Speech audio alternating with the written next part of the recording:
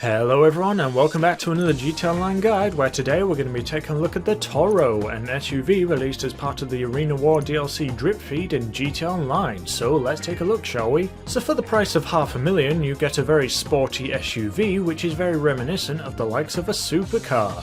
I can't quite put my finger on which supercar it looks like, but yeah, it looks like a really chunky supercar.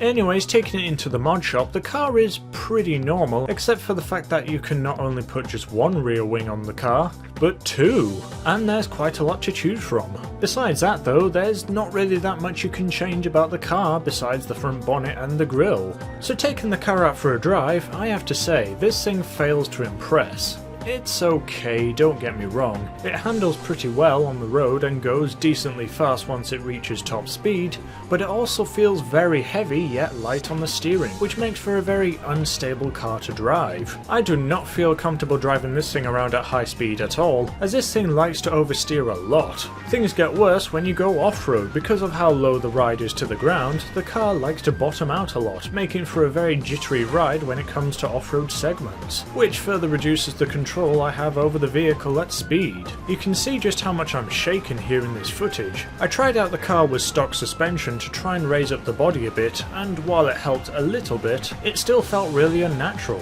What's even worse is that the car has a weird glitch or quirk with it that makes the car act like it's stuck in 5th gear or something. Take a look. I think it's triggered when going to a near halt from driving at high speed and then accelerating again. The car's performance absolutely dives when this glitch happens, and at one time I was having to drag race an NPC.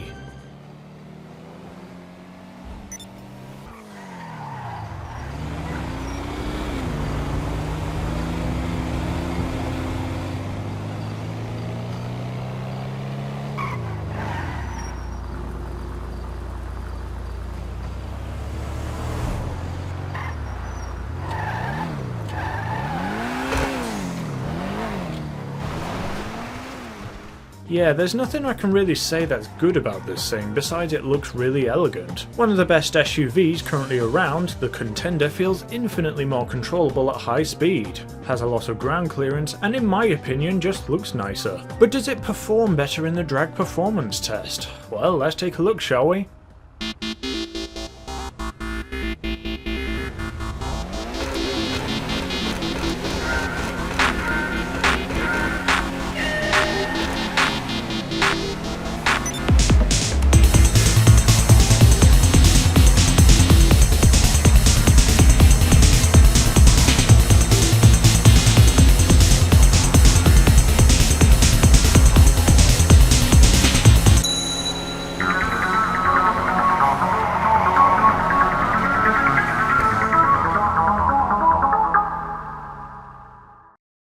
Ooh, so it would seem that from the drag performance test that the Toro has a higher top speed than the Contender.